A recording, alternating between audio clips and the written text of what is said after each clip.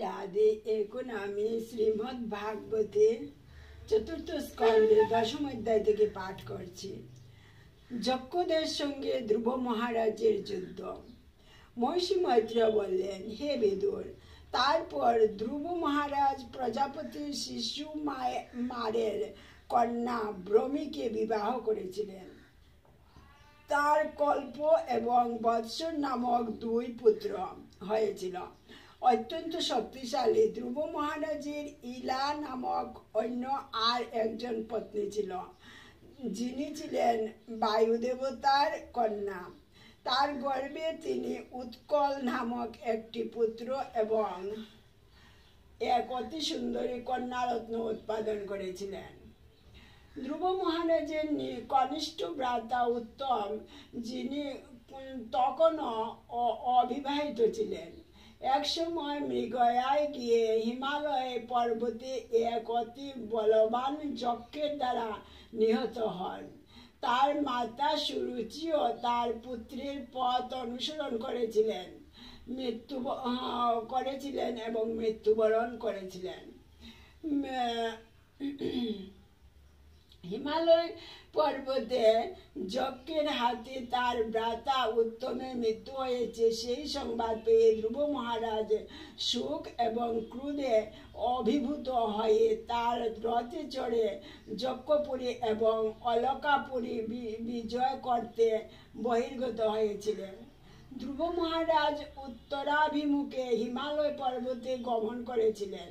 সেখানে একটি উপত্যকায় রুদ্রের অনুচরগণ অধ্যুষিত একটি নগরী তিনি দর্শন করলেন।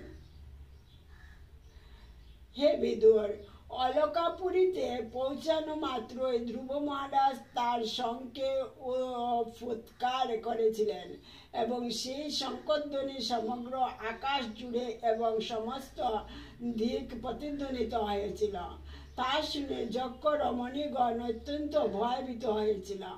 তাদের চোখ দেখে বোঝা যাচ্ছিল যে তাদের হৃদয় উৎকণ্ঠায় পূর্ণ উঠেছে।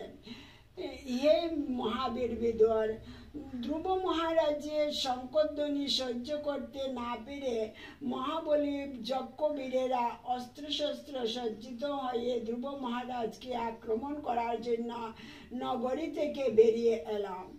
মহাধনুর্ধারী ও মহারথী ধ্রুব মহারাজ সেই যক্ষ সৈন্যদের অগ্রসর হতে দেখে একসঙ্গে তিনটি করে বাণ নিক্ষেপ করে তাদের হত্যা করতে লাগলেন। যক্ষবীরেরা যখন দেখল যে ধ্রুব মহারাজের দ্বারা তাদের মস্তক ছিন্ন হতে চলেছে, তখন তারা সহজেই তাদের সংকটজনক পরিস্থিতি উপলব্ধি করতে পেরেছিল এবং তারা বুঝতে পেরেছিল যে তাদের পরাজয় অবশ্যম্ভাবী। কিন্তু বীর হিসাবে তারা ধ্রুব মহারাজের কার্যের প্রশংসা করেছিল।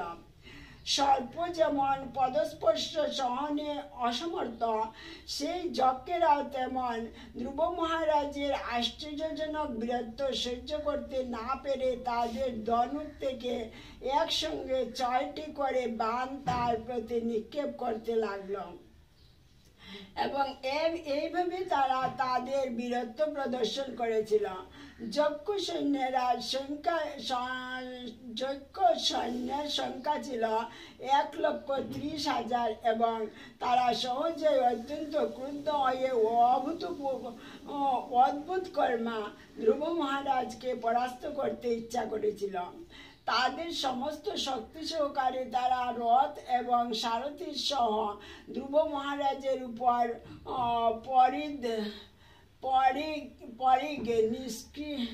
নিঃশৃংস প্রাশুল পরশদ শক্তি দৃষ্টি বসুন্ডি এবং বিচিত্র পক্ষ বিশিষ্ট বাণ নিক্ষেপ করতে লাগলাম। এইগুলি বাণের নাম। নিরন্তর অস্ত্র বর্ষণের ফলে ধ্রুব মহারাজ সম্পূর্ণরূপে আচ্ছাদিত হয়ে গিয়েছিলেন, ঠিক যেমন নিরন্তর বর্ষণের ফলে পর্বত সমাচ্ছন্ন হয়ে দৃষ্টির অগোচর হয়। উচ্চতর লোকের সমস্ত সিদ্ধেরা সিদ্ধরা আকাশ থেকে সেই যুদ্ধ দেখছিলেন এবং যখন তারা দেখলেন যে ধ্রুব মহারাজ শত্রুপক্ষের বাণ বর্ষণে আচ্ছাদিত হয়ে গেছেন, তখন তারা হাহাকার করে উঠেছিলেন, হায় মনুর পৌত্র ধ্রুব, সূর্যবৎ এখন যক্ষদের সমুদ্রে অস্তমিত হল। যক্ষেরা সাময়িকভাবে জয়লাভ করে উল্লাসিত হয়ে চিৎকার করছিল যে তারা ধ্রুব মহারাজকে পরাস্ত করেছে। কিন্তু তখন হঠাৎ ধ্রুব মহারাজের রথ আবির্ভূত হলো, ঠিক যেমন কুঞ্জটিকা ভেদ করে সহসা সূর্যের প্রকাশ হয়। ধ্রুব মহারাজের ধনুকের টঙ্কার এবং বাণের ফুৎকার শত্রুদের হৃদয়ে বিষাদ উৎপন্ন করেছিল। তিনি নিরন্তর বাণ নিক্ষেপ করতে লাগলেন এবং তার ফলে শত্রুদের অস্ত্রশস্ত্র চূর্ণ বিচূর্ণ হল।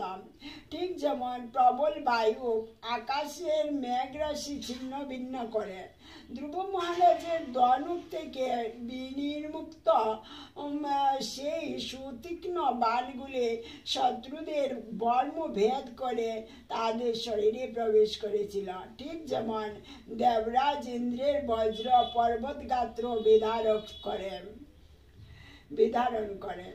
হে বিদুর, ধ্রুব মহারাজের বাণের দ্বারা যাদের মস্তক ছিন্ন হয়েছিল সেইগুলি কর্ণকুণ্ডল এবং উষ্ণিসের দ্বারা অতি সুন্দরভাবে অলঙ্কৃত ছিল।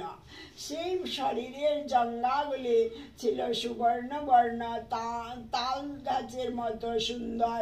তাদের বাহুগুলি সোনার কঙ্কন এবং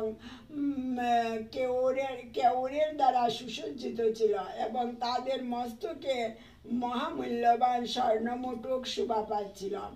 সেই রণভূমিতে এই সমস্ত অলঙ্কার বিক্ষিপ্ত থাকার ফলে তা অত্যন্ত আকর্ষণীয় হয়েছিল এবং তা একজন বীরের পক্ষেও মনোহর হয়েছিল।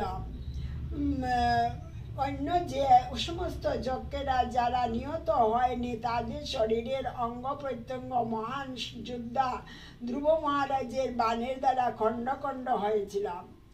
তাই তারা তখন পালিয়ে যেতে লাগলো, ঠিক যেমন সিংহের দ্বারা পরাস্ত হয়ে হস্তি পলায়ন করে। নরশ্রেষ্ঠ ধ্রুব মহারাজ তখন দেখলেন যে সেই বিশাল যুদ্ধক্ষেত্রে একটিও সশস্ত্র শত্রু সৈন্য দণ্ডায়মান নেই। তখন তিনি অলকাপুরী দর্শন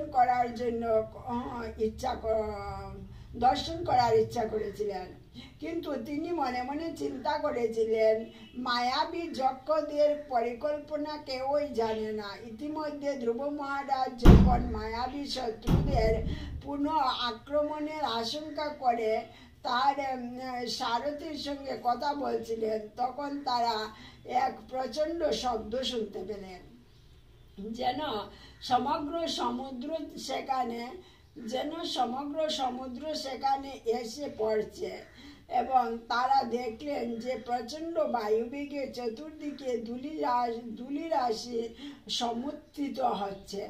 ক্ষণিকের মধ্যে আকাশ ঘন মেঘমণ্ডলের দ্বারা আচ্ছন্ন হলো, প্রচণ্ড শব্দে বজ্রপাত হতে লাগলো, বিদ্যুৎ চমকাতে লাগলো এবং সেই সঙ্গে প্রবলভাবে বৃষ্টি পড়তে শুরু করলো। হে নিষ্পাপ বিদুর, তখন রক্ত শ্লেষ্মা পোজ বিষ্ঠা মূত্র এবং মেদ বর্ষণ হতে লাগল এবং গগনমণ্ডল থেকে ধ্রুবের সম্মুখে বহু বহু শির রহিত দেহ পতিত হতে লাগল। তারপর আকাশে একটি বিশাল পর্বত দৃষ্টি হলো এবং তার থেকে চতুর্দিকে প্রস্তর বৃষ্টি এবং সেই সঙ্গে গদা পরিগ নিস্ত্রিংস ও মুসল ইত্যাদি পতিত হতে লাগলো। ধ্রুব মহারাজ দেখলেন যে ক্রোধপূর্ণ চক্ষু সমন্বিত বিশালাকার সর্পেরা তাদের মুখ থেকে অগ্নি উদ্গীরণ করতে করতে তাকে গ্রাস করার জন্য এগিয়ে আসছে এবং সেই সঙ্গে উন্মত্ত হস্তে সিংহ এবং ব্যাঘ্র দলে দলে তার দিকে ছুটে আসছে। তারপর বিষণ্ণ মূর্তি সমুদ্র যেন প্রলয়কালীন ভয়ঙ্কর রূপ ধারণ করে প্রবল তরঙ্গ সহযোগে সারা বিশ্ব প্লাবিত করতে করতে ভীষণ গর্জন করতে লাগলো। আসুরিক যজ্ঞেরা স্বভাবত অত্যন্ত ক্রূর এবং তাদের আসুরিক মায়ার দ্বারা তারা অনেক আশ্চর্যজনক ব্যাপার সৃষ্টি করে অল্পজ্ঞ ব্যক্তিদের ভয় দেখাতে পারে। মহর্ষিগণ যখন শুনলেন যে অসুরেরা ধ্রুবের প্রতি মায়াবী শক্তি প্রয়োগ করছে, তখন তারা তৎক্ষণাৎ সেখানে উপস্থিত হয়ে তাকে কল্যাণকর অনুপ্রেরণা দিতে শুরু করলেন। সমস্ত মুনিরা বললেন, হে উত্তানপাদের পুত্র ধ্রুব,